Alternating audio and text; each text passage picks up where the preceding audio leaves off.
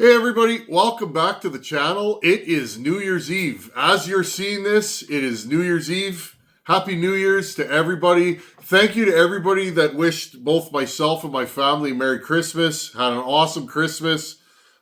Spent a lot of time with my wife and my daughter. Had Christmas dinner at my cousin's house in the city with all my family. And actually, friends, I did something I haven't done in over a decade. I went for Christmas at my father's house. There's my heater. I haven't been to my dad's in over a decade, friends. You guys know family stuff. And my wife, bless her heart, she said, honey, your dad's getting older. Maybe it's time. And I said, you know what? Let's do this. So I called my dad and said, hey, Pops, why don't we just come over for Christmas? So we went over there and it was a good time. So I'm glad that we did that. You only got one family, friends, and well, you do you, but when your parents are gone, if there's some kind of ill feelings or issues, they won't regret it, but I guarantee you will. So anyhow, that's where I'm at right now. I'm trying to mend bridges and trying to, be a better person and just live a better life. So anyhow, friends, what am I doing today? Other than getting ready to go in the house and celebrate New Year's. We got fireworks and my wife's been cooking and we're getting ready to go. Anyhow, friends, this is the first, well, not the first time, but this is the first time I've ever wrecked a cylinder in this way. A lot of you guys say, Tin Man, your patience is incredible. I guess I've always had patience with fiddly things. It's just the way it is. But when I start a project, I have to finish it. Well, friends, what happened? Well, I'll tell you what happened. The last video, I raised the upper transfers. These cylinders all seem to have varying degrees. It's like they pushed a sleeve.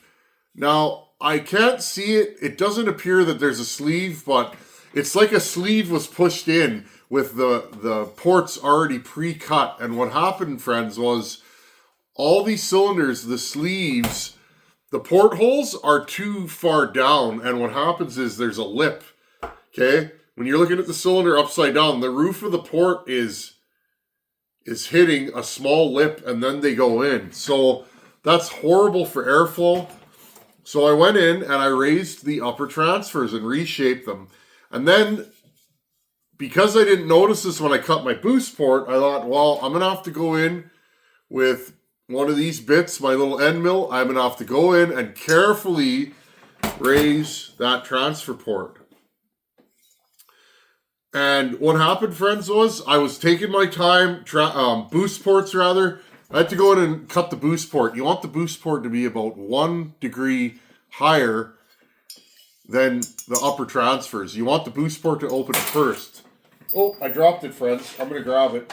So what happened was, don't mind me. What happened was I went in, and if your tool is cutting in this direction, okay, clockwise, which is the way mine does, when you're going in clockwise and you start like this, when you hit this edge, what'll happen is sometimes it'll grab and it'll roll over. And what ended up happening, friends, it grabbed hard, rolled over, and two things occurred. Number one, I cut my boost port wider, and we'll talk about why that's a problem now. And number two, friends, as I was cutting it, I blew a big hole through the transfer port. A couple of you mentioned in comments, hey man, I hope you don't blow a hole in there. That's getting pretty deep. Well, you guys were right. I did. I blew a pretty good sized hole in the transfer port. So it is what it is, friends, or in the boost port rather. It is what it is. I completely wrecked this cylinder. I'm not happy about it, but that's the game we're playing, right? If we didn't want to wreck anything, we wouldn't take anything apart and grind on it. But it is what it is. So, moving forward, I'll bring you guys in. I'll show you guys what I did. There's two problems here. Number one is the hole. You can't have a hole in there because that's an air leak. Number two, where the hole's located.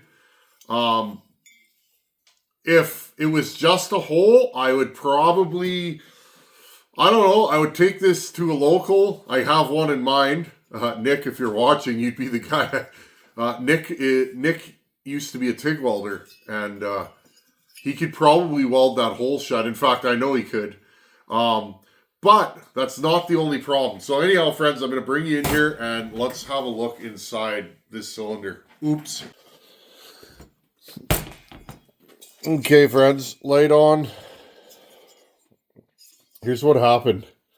Number one, when I ground in there, it went too wide. I'm just going to grab my pointing screwdriver here. Friends, I went in there, and this corner, I completely blew this out. That's a major problem. We're going to talk about why. I may not have mentioned. And right here, friends, can you see that? There you go. See it? Ooh. There's a big hole in this cylinder now. There you go. Okay. You see how deep I went? What happened was, friends, I was trying to angle the roof height. I don't want it flat. I wanted it up slightly. Okay. At a slight angle. Let's get some more light in here. There we go. Okay. I wanted it pitched up slightly. Okay. Like this. Well, the only way to do that when I'm cutting it is to go in with my tool and cut it at an angle. Okay. One of these. I use these for that kind of work, and I keep dropping it, friends. I use one of these. It's like an end mill. Okay. These move material in a hurry. Be very careful with them. So, the hole, if it was just a hole, I'll take that. Well, my brother can weld aluminum too. I'd figure it out. But I'd take that to somebody and have them fill that hole. No big deal. But here's the problem now, friends. Here's one of my mock-up pistons. Here's the problem, friends. That side, because this is a lay-down cylinder, right? Look, see where the pins are?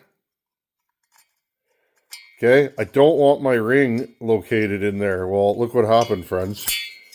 Those pins are going to end up right in the corners.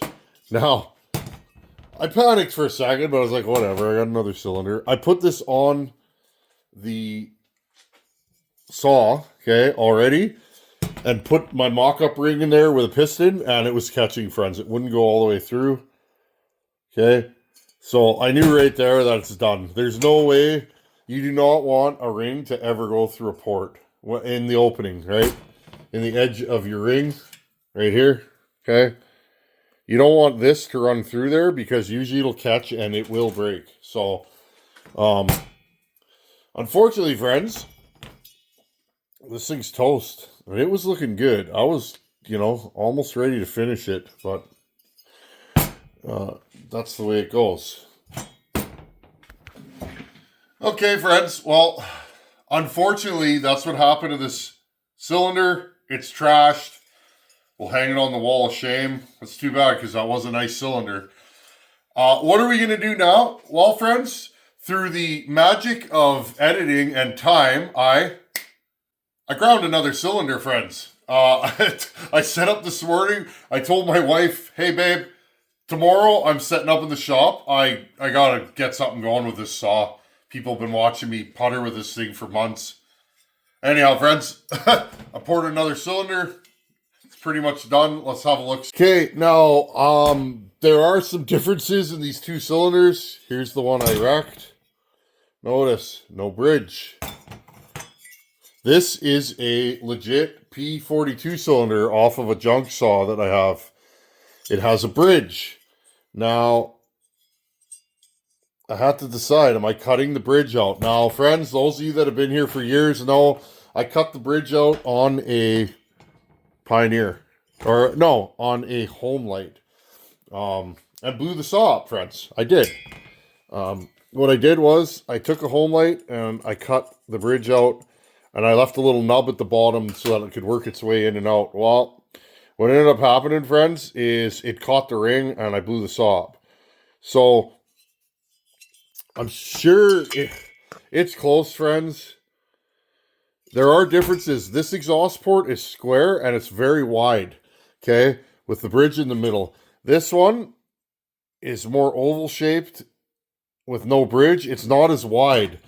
You got to be careful. The reason, I don't know why they did this, friends, but in the old saws, they would put an exhaust bridge in there to keep to keep the rings in place, okay? Now, that's a problem. That creates a lot of heat. I'm going to show you guys, though. I've never done that on video.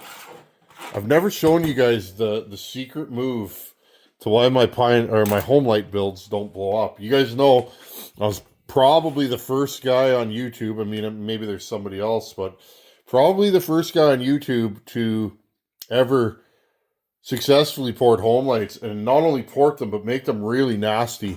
I'm definitely, I mean, I always think they could be better, but I'm definitely known for my nasty vintage saw builds, so we're going to continue. There's a couple things that I like more about the P42 cylinder versus the P41 cylinder versus this P42. First thing, this P42 cylinder was cast a little bit crooked. When I cut the base, it wasn't centered very well. So, I started with today, friends. You can see I've boogered it up a little bit, but see a nice machine finish. Let's see if we can. There you go. Okay, I chucked this in my lathe and I cut. There we go. I put the autofocus back on. Okay, I cut about 7 thousandths off the base. My squish will be around 20 now. Okay, so that was the first thing I did. I got a few little marks and scratches. I'm probably going to put this back on my lathe and just do one little finish pass. I left room on my squish. Okay, so there's the first part. Second part that I like about this mower, well, it does not have a decomp. Okay, this one has that decomp hole and a spot for decomp. Again, you can see there's a hole at the bottom right there, friends. Okay, when the piston goes up, it has to fill that whole space. Okay, so you lose a little bit of compression through there, and I don't like decomps in general. But here's the problem, friends. The ignitions are different on these. Will they work? I'm sure they will. I have enough part saws around here. Another thing, this saw has more fins on it, this cylinder. Okay, the fins are thicker. There's more fins. Okay, notice this one has no fin here and here. So, not a big deal, but that could definitely give you some hot spots, some areas that aren't happy. Okay, so we will have to mix and match ignition parts. I do have brand new coils in my parts stash. The rest of it's the same, though. The exhaust brackets are the same. So I think, friends, we're going to make something out of this. These vintage saws, man, you got to work for them. They're not like doing a 372. I like working on the new stuff, and I do that sometimes to take a break.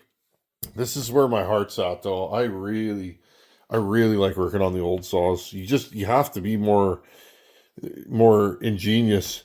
Anyways, friends, what did I do on this saw? Okay, timing numbers were the same. Funny story. Well, here, friends, hold on a second. P42 exhaust 103, transfers 20 degrees of blowdown. So 103, 123. Want to know the difference between a P41? P41 transfers are 123. The exhaust is 106. So the P41 probably doesn't make the RPM that a P42 does. And I've heard that these saws got a little faster as they got newer. Well, that's why, friends. Longer blowdown. Okay. Longer blowdown. And, well, I mean, 106 exhaust and 123. 17 degrees of blowdown in the P41. And the P40 had 17 degrees. So what's the difference? The exhaust heights, friends. This saw has a lower exhaust. And of course, the P41 is older than the P42, okay? This is the newer iteration of this saw, okay? And then the P40 would be the one before this. So, other than that, friends, I raised my exhausts on this, or my transfers. You guys can see that in there. I went in and flowed them out. I thinned the bridge in between the transfers. Okay, angled them towards the boost port. You guys see that? There you go. Okay, I went right in there. I got rid of the lip everywhere that I thought it was going to be a problem. Okay, notice this, friends. You ever do that? Oops. Again, running that edge, it grabbed and went over. No big deal, though. Just more place to hold oil, right? Good thing it's my saw. Okay, so upper transfers, raise them 1 degree. My upper transfers open at 122 now. After top dead center. I did the same exhaust roof. This one's going to be 98. Okay, I want to see how this saw reacts with long blowdown. Because you guys know I tend to like longer blowdown. Home lights, 25 degrees. I don't care what you have to do to a home light. Run it at 25 degrees of blowdown. Don't worry about the exhaust roof. 25 degrees, friends. The smaller home lights, the bigger home lights, every home light I've done, 25 degrees of blowdown. Where you set the exhaust is up to you, but that's how I run them. It doesn't matter how much compression they have. None of that stuff. I've built them with high compression, low compression, short blowdown, stock blowdown. All the home lights I've ever done, friends, 25 degrees of blowdown, and they wake right up. Throttle response, power, everything about them, RPM. I feel like home lights with short blowdown, they hit a wall. You can't get them to spin right up. They're kind of lazy. I fought with that, and I did many of them before I realized I got frustrated. I'm like, I'm gonna raise the exhaust roof on this one until I get to 25 degrees of blowdown. And that's the famous Buckin XL76. That saw has 25 degrees of blowdown. So, okay, so this one will be 24 degrees of blowdown. Here's my exhaust port. Flat. Okay, friends. I'm doing this one a little different than my home lights. My home lights, I tend to ramp them up here. There we go. I tend to go up and vent them in the middle, but these, I decided to go completely flat. Same thing with my transfers. My transfers are flat. Okay. Boost port this time. I lost my ability to not be afraid. So I went way more conservative with the boost port. Like way more. This is better. It's safer. Doesn't affect case capacity that much. It still will though, friends. We've added quite a bit of case capacity to this saw with that. But this is what we ended up with. There will be no, it won't even be close. Okay. For the rings to hit. Like there is tons and tons of room on either side. Okay. So you guys can see that. And again, the way I did this one, I learned, right? Every time we do a saw, I actually use this and I started at the top and I cut the roof to the height I wanted and then I worked my way down. I actually did this side first, the chippy side. Okay. I did the chippy side first because I figured if I chip it, I can make it wider and then match this side. Because again, this spins out, so it'll want to go out. This wants to grab the corner and roll over, okay? Roof height, not as angled as the first one I did, and you guys can see. Let's see if we can get that to focus. There we go. It is slightly higher than the transfers. There you can see the transfers right there. Okay. Check everything with a ring. Put a ring in there. Check your heights. Okay. So I cut those little grooves in there.